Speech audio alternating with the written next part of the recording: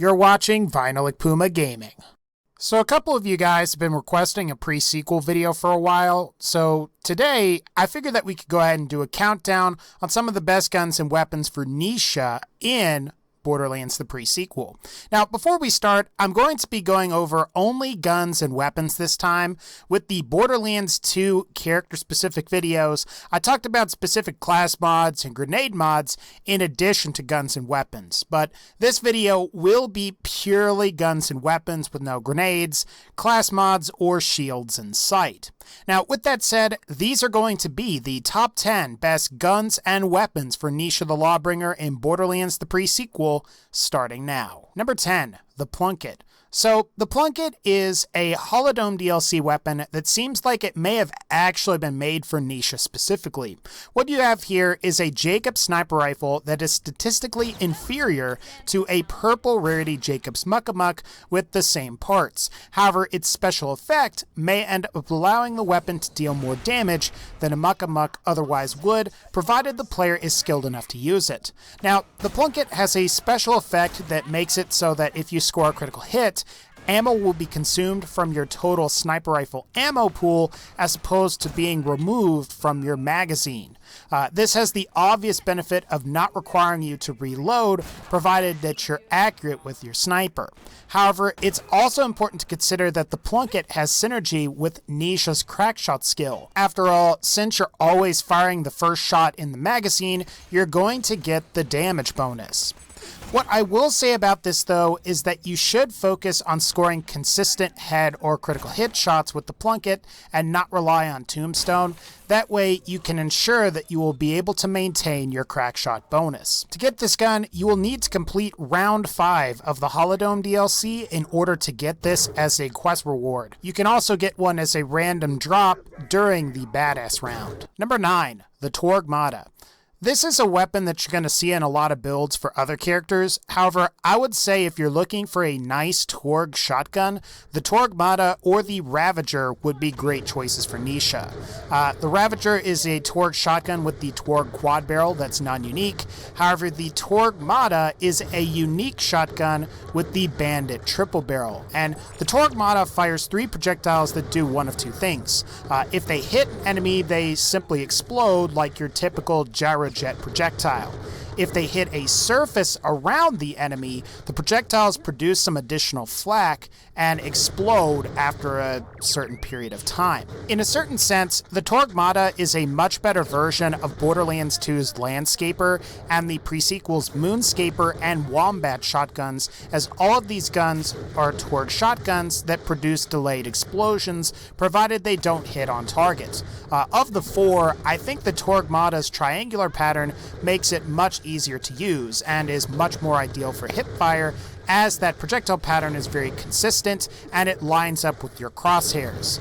And I can't say the same thing of the other 3. In order to get a Torquemada, you will need to complete the Torgo side quest in Serenity's Waste at the very beginning of the game by siding with Mr. Torg. Otherwise, you will get the Firestarter laser, which isn't that great in my opinion. Number 8, the Dahl Minigun / Jacobs Gatling gun. Okay, so quick spoiler, but it was hard for me to just choose 10 great guns for Nisha. So you're actually going to be seeing 11 weapons in this video as opposed to 10. However, the commonality that the Dahl Minigun and Jacobs Gatling gun have are that they are both Vladof minigun assault rifles. And they also are the only Vladof minigun assault rifles that don't require wind-up in order to start firing. Otherwise, both of these weapons are quite different. The Dahl Minigun has things like burst fire, it can come in multiple elements, and it has extremely low recoil, which makes it great for hipfire. The Jacobs Gatling gun can only come in non-elemental, it has superior crit bonus, and it also has a ×3 projectile multiplier. And I think if you use either of these guns on Nisha, you're really going to like them. If I had to make specific recommendations, I really like a Cryo Dahl minigun with Dahl parts and the piercing Lunashine effect. And as for the Gatling gun, you're going to want the Dahl stock, a Jacobs grip, and the piercing Lunashine effect. Alternatively, if you have the Clap Testing Voyage DLC, it is possible to get glitch rarity versions.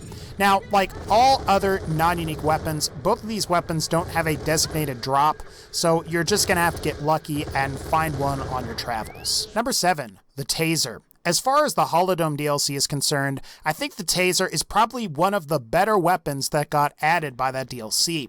Essentially, the Taser is a Hyperion pistol that fires laser-type projectiles as opposed to your standard bullets. Now, otherwise, you're getting improved magazine size, fire rate, and the Taser has superior elemental effect chance compared to other pistols, making it ideal for triggering specific stat effects on characters like Athena. Like other Hyperion pistols, the Taser has very high accuracy once maximum accuracy has been achieved, and unlike other Hyperion weapons, the maximum accuracy on the Taser, as well as other Hyperion pistols, tends to be maintained longer, which is ideal for hip firing. And while I quite like this gun on Nisha, it does tend to consume ridiculous amounts of ammo.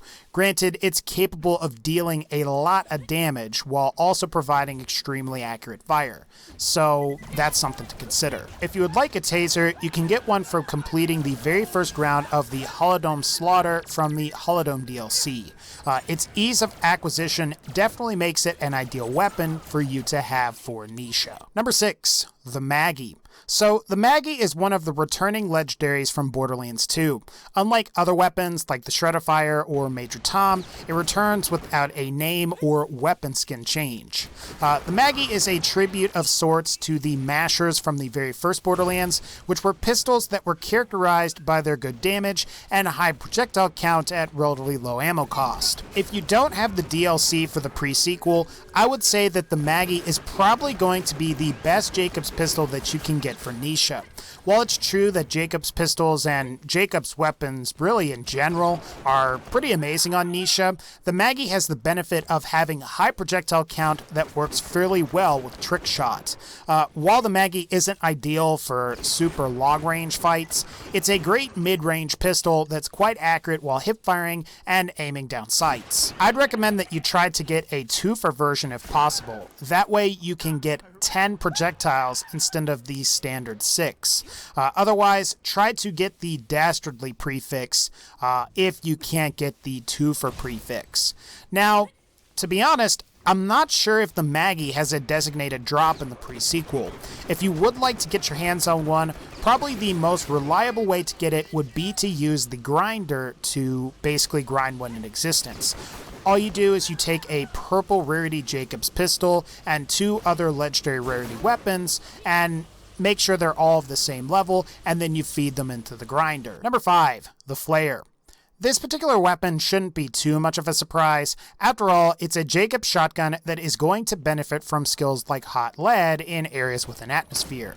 Now, the Flair is basically an upgraded coach gun shotgun from Jacobs. Not only are you going to be getting superior magazine size to a Jacobs coach gun, but you're also getting slightly more projectiles per shot. You're even getting improved accuracy, which should make the Flair slightly better at distance than your standard coach gun, though I wouldn't use the Flair for sniping. So if you can get a Flair, it's definitely worth it. In a sense, though, I would say acquiring the Flair reliably is a bit of a problem.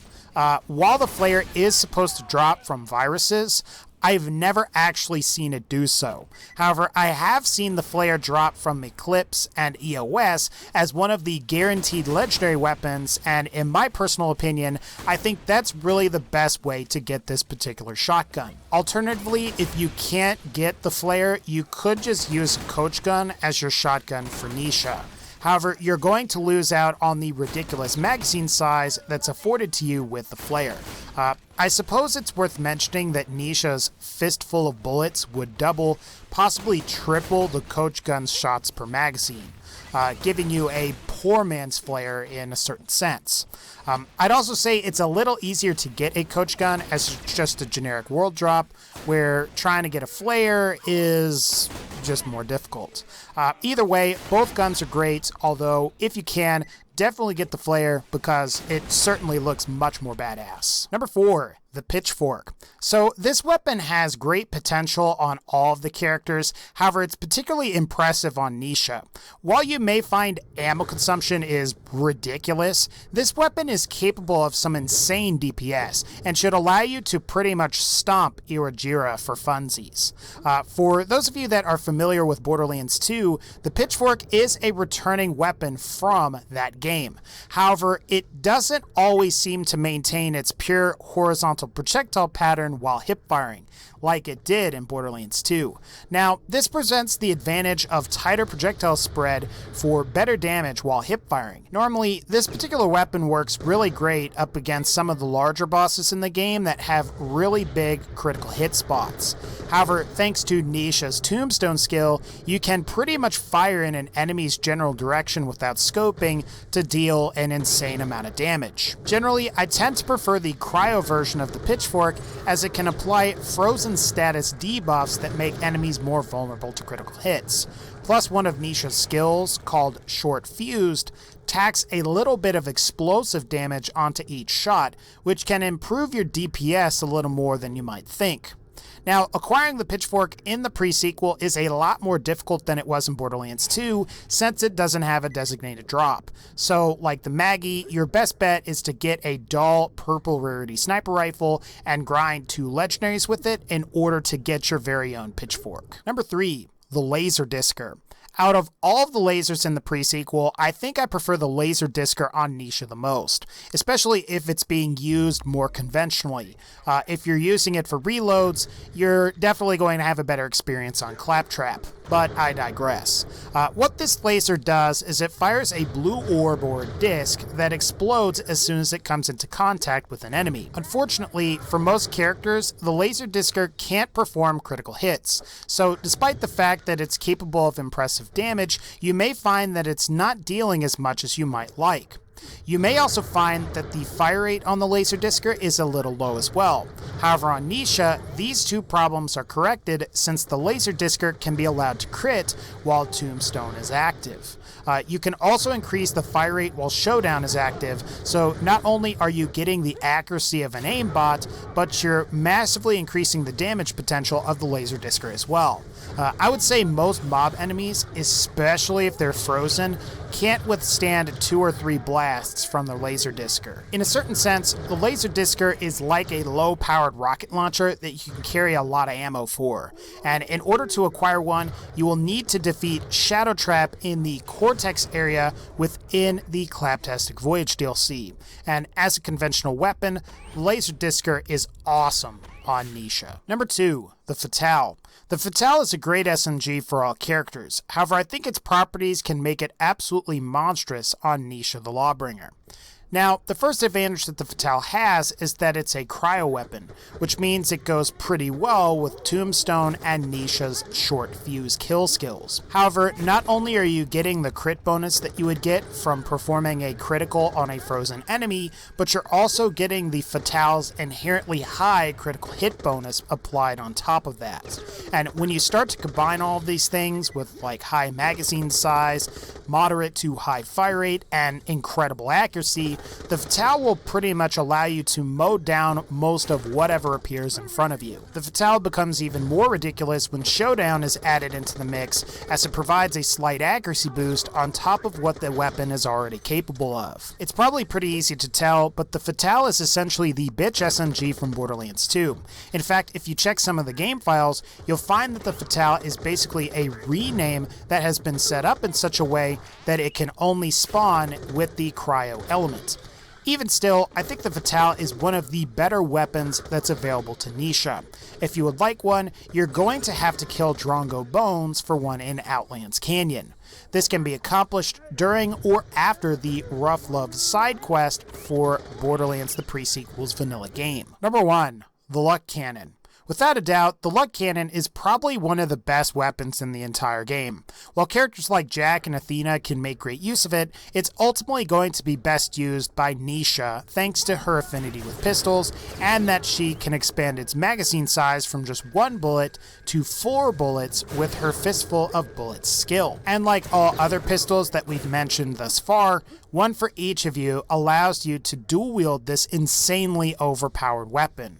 Now, for the uninitiated, what's special about the luck cannon is that it has boosted base damage, great accuracy, and shots can occasionally deal additional explosive damage, sort of like Claptrap's One Last Thing or Salvador's Money Shot from Borderlands 2. All of the drawbacks that these special effects would normally provide, like the small magazine size in particular, are corrected by Nisha's skills. With the proper build on Nisha, the luck cannon may end up being the strongest weapon in the game. Once Tombstone activates, it essentially stacks with other skills like Hot Lead, Trick Shot, The Unforgiven, and several others. I can guarantee that if you enter Showdown with kill skills active, whatever is in front of you is most likely going to get steamrolled. What's also incredible is that you're doing this at very low ammo consumption. While this gun may or may not have a chance to drop from ad bugs in the Claptastic Voyage DLC, I received mine after defeating Eclipse and EOS during the main quest for the Claptastic Voyage DLC. If I had to farm for one of these again, that's probably how I would do it. Alright guys, that's going to wrap up this particular video. If you like this video, please be sure to leave a like and let me know, what do you think is the best weapon for Nisha? Leave it in the comments. Otherwise, like this video if you liked it, click the bell to join Notification Squad, and as always, take care and I'll see you all next time.